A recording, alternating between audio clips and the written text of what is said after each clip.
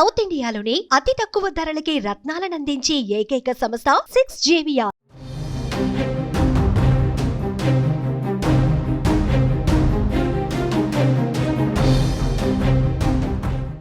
పాకిస్తాన్ ని ప్రమాదాలు చుట్టుముడుతున్నాయి. భారత్తో కయ్యం, బలూచిస్తాన్తో వేర్పాటువాదం, వరుస భూకంపాలు.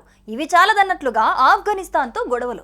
పాక్ ఆఫ్ఘాన్ సరిహద్దులో గురువారం ఇరు దేశాల మధ్య కాల్పులు జరిగాయి. ఆఫ్ఘనిస్తాన్లోని బర్మాచా బోర్డర్లో పాక్ ఆఫ్ఘాన్ బలగాల మధ్య పరస్పరం భారీ కాల్పులు జరపడంతో ఉద్రిక్తతలు చోటు చేసుకున్నాయి. ఈ ప్రాంతం పాకిస్తాన్లోని బలూచిస్తాన్ ప్రావిన్స్ కు సమాంతరంగా ఉంది. స్థానిక మీడియా కథనాల ప్రకారం సరిహద్దులో కొత్త పోస్టుల నిర్మాణం కారణంగా ఈ గొడవ తలెత్తింది. ఉదయం ప్రారంభమైన కాల్పులు కొంత సమయం తర్వాత ఆగిపోయాయని, కానీ మధ్యాహ్నం తర్వాత మళ్లీ ఫైరింగ్ జరిగింది.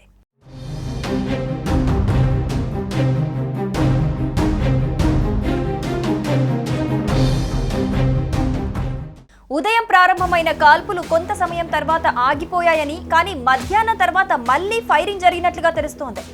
పాక్ ఆఫ్ఘాన్ రెండు వైపుల నుండి భీకర కాల్పులు జరిగాయి.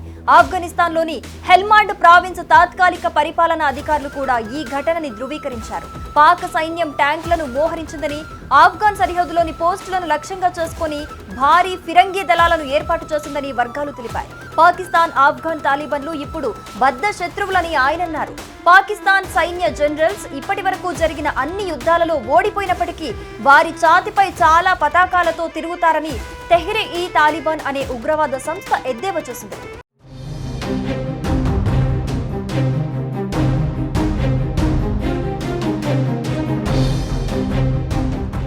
ఇక మరోపక్క దాయాదితో సరిహద్దును పంచుకుంటున్న 4 బోర్డర్ రాష్ట్రాలలో ఈ రోజు మాక్ డ్రిల్ నిర్వహించింది భారత్. మాక్ డ్రిల్ అంటే ఎలాంటి విపత్కర పరిస్థితులనైనా ఎదుర్కోవడానికి చేసే సన్నాహాలు.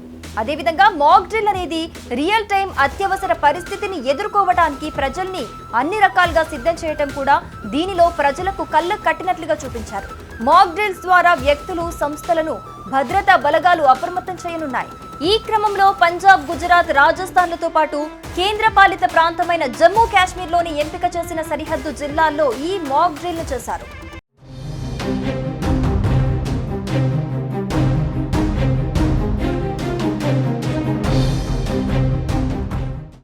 ఇక మరోపక్క దాయాది దేశం పాకిస్తాన్లో భూకంపం సంభవించింది. రెక్టార్ స్కేల్ పై భూకంప తీవ్రత 4.4గా నమోదైంది.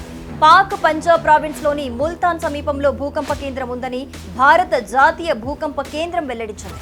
భారత స్థానిక కాలమాన ప్రకారం గురువారం సాయంత్రం 4:06 భూ ప్రకంపనలు వచ్చినట్లుగా తెలిపింది.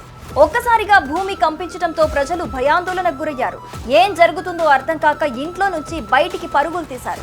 ఎలాంటి సునామీ హెచ్చరికలు జారీ చేయలేదు. ఇప్పటి వరకు జరిగిన ఆస్తి, ప్రాణ నష్టం వివరాలను అధికారులు వెల్లడించలేదు. భూకంప ప్రభావిత ప్రాంతాల్లో ప్రభుత్వం సహాయక చర్యలు చేపట్టింది. ఈ నెల మొదట్లో కూడా పాకిస్తాన్లో భూకంపం సంభవించిన విషయం తెలిసిందే. రెక్టార్ స్కేల్ పై 4.2 తీవ్రతతో 2025 మే 5న సాయంత్రం 4 గంటల సమయంలో పాకిస్తాన్లో భూమి కంపించినట్లు నేషనల్ సెంటర్ ఫర్ సిస్మాలజీ పేర్కొంది.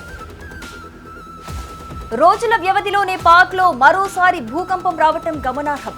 పహల్గాం ఉగ్రదాడికి ప్రతీకారం భారత్ చేపట్టిన ఆపరేషన్ సింధూర్తో అతలాకుతలమైన పాక్ను వరుస భూకంపాలు వణికిస్తున్నాయి.